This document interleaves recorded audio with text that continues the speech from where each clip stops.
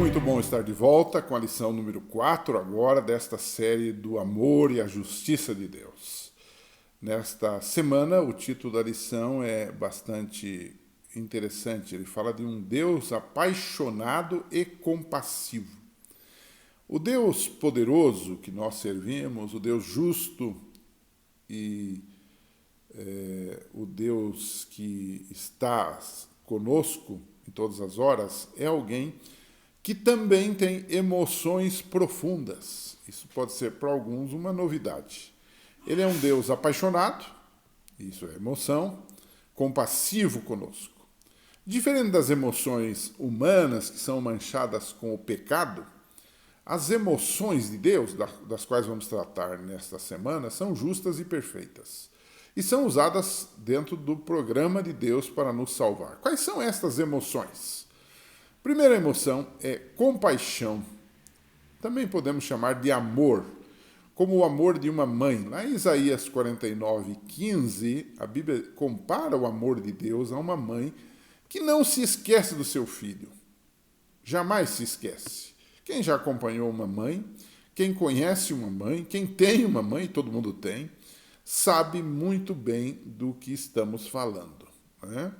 Esse sentimento pode ser traduzido como amor e compaixão, e o texto retrata Deus como esta mãe. Aliás, a palavra que aparece ali em Isaías é a palavra Ra'an, do hebraico, que provavelmente tem sua origem em Ra'em, que é útero, ou seja, é um amor que vem lá de dentro.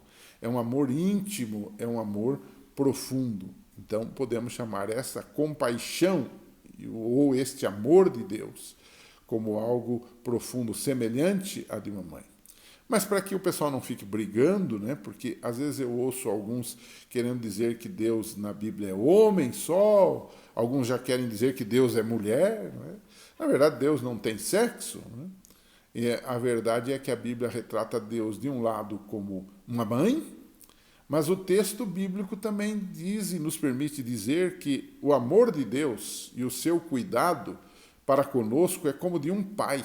Lá no capítulo 11 de Oséias, Deus é retratado o seu relacionamento com seu povo utilizando a metáfora de um pai amoroso, que apesar da infidelidade do povo, e nós já vimos isso numa lição anterior, e esse é o contexto de Oséias, né, de uma mulher que aqui é representativa, a esposa dele que se prostituiu, a esposa dele que adulterou, a esposa dele que foi atrás de outros maridos, outros homens. O povo de Israel também se prostituiu espiritualmente, adulterou, foi atrás de outros deuses, outros maridos, os Baais daquela época. Então, mesmo assim, Deus amou e cuidou do seu povo como um pai, né? Um Deus cheio de amor, de cuidado e de compaixão. Deus cuidou deles, né? Um terceiro aspecto aqui que eu gostaria de destacar dessa questão das emoções de Deus é um Deus que, além de ser cheio de amor, é cheio de compaixão. Por exemplo, se você vai ao Novo Testamento, você vê Jesus Cristo, porque Jesus Cristo é Deus, né? Como alguém cheio de compaixão, como era o Pai no Velho Testamento, né? Marcos 6,34 diz assim, que Jesus teve compaixão daquela gente, daquela multidão, porque eles eram como ovelhas que não têm pastor. Ou seja, esses são emoções profundas de um Deus em relação às pessoas. Então, dizer que o amor de Deus não envolve emoção não é uma verdade, porque envolve sim emoção. É claro que a sua emoção não é guiada pelo pecado, nem pelos sentimentos pecaminosos, nem pelas tendências pecaminosas, mas ele é guiado pelo seu amor e pelo seu próprio caráter, não é? Em Mateus 27:37, Jesus lamenta, você lembra disso? Isso é emoção. Sobre Jerusalém, e ele diz, Jerusalém, Jerusalém, que matas os profetas e apedrejas os que estão enviados. Quantas vezes eu quis juntar os teus filhos como a galinha junta os seus pintinhos debaixo das suas asas, e tu não o quiseste. E Jesus fica profundamente triste com isto, né? Lá junto à sepultura de Lázaro, Jesus chorou, não é? O clássico texto.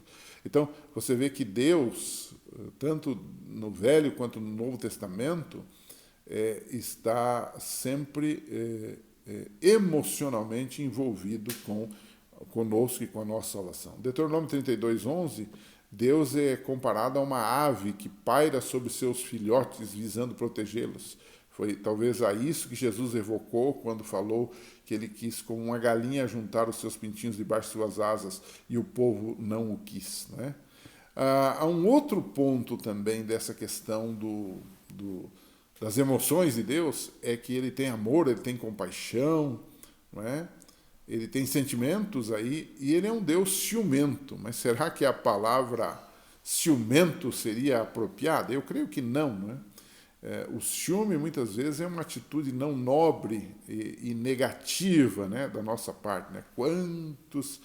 Quantos casais se dão mal, se separam por causa do ciúme, ou do marido ou da mulher. Às vezes é um ciúme doentio, né? Que deixa de ser amor, que vira obsessão. Né? Então, posse apenas. Né? O texto de Coríntios 13 diz assim, que o amor não arde em ciúmes. Né? Mas quando a Bíblia fala de Deus tendo ciúme, é no sentido de zelo. Né? A palavra hebraica, né, a palavra bíblica para esse ciúme tem mais o sentido de zelo, de cuidado. Deuteronômio 4:24 diz assim, porque o Senhor teu Deus é um fogo que consome, é um Deus zeloso, é um Deus que cuida, é um Deus que está sempre atento à nossa vida e à nossa realidade, aos nossos problemas e às nossas perplexidades. É um Deus presente, não é um Deus como os deuses do passado e do presente, que na verdade estão mais interessados no seu bem-estar do que exatamente em amar e servir. Né? Ele busca esta felicidade de um relacionamento exclusivo conosco. Né? O texto de Salmo 78 é esclarecedor nesse ponto, diz assim, pois o provocaram a ira com os seus altos. Altos aqui eram lugares onde eles adoravam ídolos, né? E moveram o seu zelo, seu ciúme nesse caso, com as suas imagens de escultura, ou seja, aqui ilustra um marido que tem ciúme, mas não para o mal, mas para o bem. Ele está preocupado com uma esposa, ou uma esposa está preocupada com um marido que vai fazer besteira. É isso que ele está falando. Esse ciúme é no sentido de zelo, no sentido de cuidado. Então, para a gente concluir essa lição tão importante que fala sobre as emoções de Deus, pela graça e pelo poder do Espírito Santo, como nós podemos, na prática, responder e refletir o amor de Deus para as pessoas? E aqui eu me lembro de um clássico texto de um livro chamado Ciência do Bom Viver, na página 143, que diz assim, você já deve ter lido, já deve ter ouvido, mas nunca é demais repetir, e nunca é demais a gente usar isso na nossa unidade, porque isso vai estimular a igreja a se compadecer, a ter compaixão pelas almas. Né? Quem trabalha com pessoas tem que ter uma característica, ele tem que ter sensibilidade. Outro dia eu ouvi um palestrante falar uma coisa que eu achei extremamente interessante e verdadeira, né? De que esta geração, especialmente os adolescentes e até jovens, tem uma grande dificuldade de ser sensível diante das coisas. Eles estão mais interessados numa tela de celular do que no que está acontecendo ao seu redor. E às vezes você está diante de uma paisagem linda, maravilhosa. Olha que coisa mais linda, meu filho, diz o pai. Minha filha, diz a mãe. E a criança, ou o jovem, o adolescente, olha para aquilo e fala, e volta-se para a sua tela, onde ele está imerso e submerso, na verdade, ali. Então, essa insensibilidade. Então, quem trabalha com gente precisa ter essa sensibilidade, esse amor, essa compaixão. E olha o texto, o que diz, o exemplo de Jesus. O Salvador misturava-se com os homens como uma pessoa que lhes desejava o bem. Quando Jesus estava em algum lugar, as pessoas diziam assim, esse homem é do bem, esse homem quer ver o nosso bem.